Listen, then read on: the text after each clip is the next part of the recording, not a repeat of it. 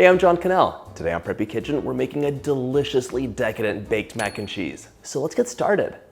First off, grab a big pot and we're gonna fill this with water. You need to remember to salt your water. It is so important because the pasta will not absorb any flavor after it's cooked. It's while it's cooking that it's gonna absorb the flavor. We're gonna place this over high heat or medium high if you want.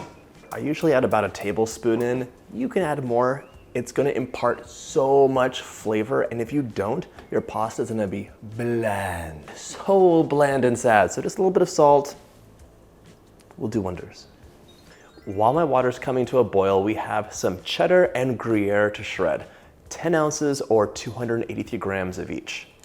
The cheddar is gonna give you so much flavor, and today I'm using a regular sharp cheddar, but my favorite, and it's so delicious, is an aged red English cheddar. Oh my gosh, if you can find it at the store, which I could not today, it is going to change your mac and cheese life. I always like to buy cheese in blocks and shred it myself, because when you go to the store and buy pre-shredded cheese, like if you look at this, it's already sticking together. It feels really nice though.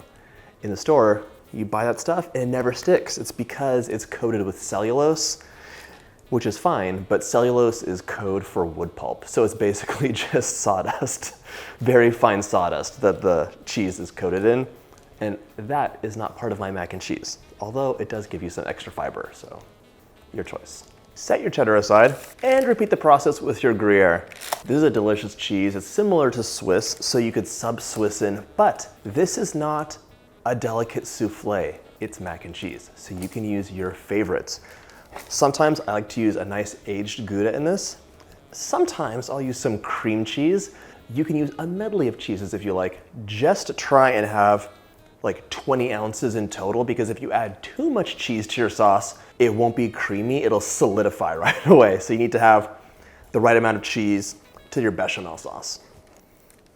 Look at that beautiful cheese. Ooh. My cheese is prepped. We're gonna make our bechamel sauce now. So measure out 3 cups of whole milk and 1 cup of cream. If you want some extra bonus points, warm these up slightly in the microwave so they're not ice cold. Your sauce will thank you for it. Grab a large pan. We're gonna place that over medium heat in just a moment, but I noticed my water came to a boil, so it's time to add 1 pound of your favorite smaller pasta. This is a baked mac and cheese, so I'm using macaroni today, but I might have just as easily used smaller shells. It's gonna be delicious any way you cut it, so use your favorite pasta. While my pasta's cooking, I'll give it an occasional stir. Don't forget about it, let it clump together. But I'll also be melting half a cup or 113 grams of unsalted butter in that pan. This will be the base of my roux. A roux is a delicious thickening agent for sauces. So a bechamel is one of the mother sauces. It's a white sauce based with milk or cream. And you start with melted butter and flour. You'll cook the flour in the melted butter for just a moment, and then we add our creamy things in, and then we add our delicious flavorings in. Let's get that nice and melty, and grab half a cup of all-purpose flour. That's 60 grams. My butter's melted. I'm gonna sprinkle the flour in and stir, stir, stir. You can use a whisk or a wooden spoon if you want. Actually, definitely use a whisk for this. I don't know what I was thinking with a spoon. So whisk, whisk, whisk for 2 to 4 minutes until you have a wonderful nutty smell coming from that butter and flour. And you can make a white roux, which is cooked a little bit less. You can make a darker roux, which is cooked more and has more flavor, but don't burn things. Oh my gosh, the smell is so good. Once things are ready, we're gonna pour our milk and cream in slowly while whisking. There'll be quite a transformation, so whisk, whisk, whisk, and don't stop until all the liquid's in.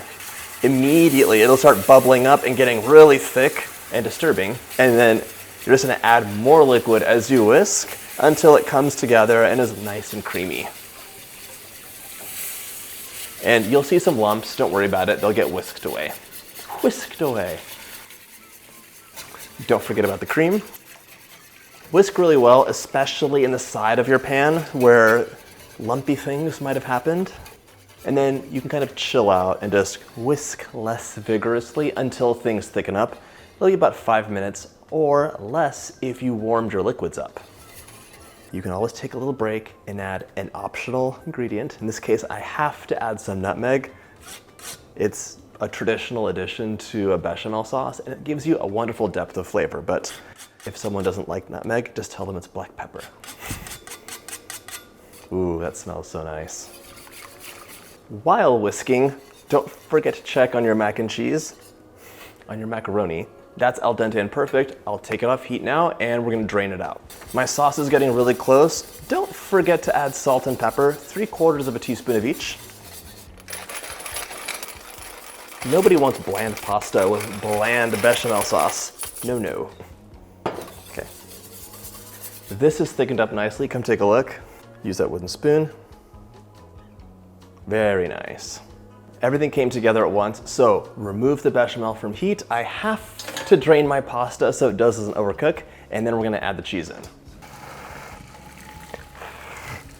Always feel free to blow steam away. That's how you avoid a steam burn. Let your pasta drain, and then plop it back into the pan. If your pasta cooked first and you're not ready for it yet, you can add a little bit of olive oil to keep it from sticking, or a little bit of butter. I'm gonna let this set because we're almost ready to assemble. You're gonna add half of your cheese, so half of the cheddar and half of the Gruyere, or whatever you're choosing to use, and whisk that into the warm bechamel off heat. This actually sat for just a minute while I drained the pasta, and that's fine. If your bechamel is too hot and you add the cheese in, the sauce could break and you wouldn't be happy. Slightly cooled is better than too hot. The rest of the cheese is getting reserved for the topping. There's something so satisfying about the cheese melting. Look at that. Wow. Just stir it really well so everything is distributed. Look at this cheese pull. Now you're gonna pour your sauce over the macaroni and stir it gently so it's nicely combined. That's nice. Fold this together. I think this is much better when the pasta is at that al dente stage, and it's not bone dry either. So it kind of has a little bit of that residual pasta water left in, because that pasta water is full of starch and this gives you a silky, loose sauce. Okay, that's perfect. Let's grab our casserole dish and get everything together. Grab a 3-quart baking dish, and we're just gonna grease it a bit with some butter. You could use baking spray if you prefer. It's just gonna help the cheese not stick too much. Transfer the mac and cheese, which is so delicious at this point. You're like, how could it get any better? But just wait. Into your prepared baking dish. Smooth that out into a nice even layer. The sound is either really makes you want to go, or you enjoy it. You can let me know it in the comments. ASMR. Okay, there we go. I'm gonna let this hang out for just a minute because the favorite part for me in this dish is that golden, crunchy topping. So we're gonna make it with a little bit of butter and panko crumbs right now. Grab a small skillet, place it over medium-high heat, and add 2 tablespoons of butter. So just like with garlic in any recipe where the amount on the recipe is the minimum amount of garlic to have a delicious dish, this I feel is like the minimum amount of toasted panko crumbs to have an amazing mac and cheese. That would be 2 tablespoons of butter and half a cup of panko crumbs. I'm reading that as a 1/4 cup of butter and a little bit less than a full cup of panko crumbs because I want to have tons of that crunchy golden topping on top. It makes me so happy. Let this melt. We're gonna add the crumbs in and just toss them about until they're golden brown, but a light golden brown. You do not want them to be too dark because this goes into the oven to bake and it would burn. My butter's melted. This smells delicious. So let's add our panko crumbs in. And stir, stir, stir. They need to move around because the ones on the bottom will totally burn if you just let them sit there. If you feel comfortable, it's actually easier just to give these a little toss because it takes the bottom and puts it on top. Now for the fun part, sprinkle the remaining Gruyere cheese on top as well as the cheddar. Now I'm gonna sprinkle the toasted breadcrumbs on top carefully because everything's very hot.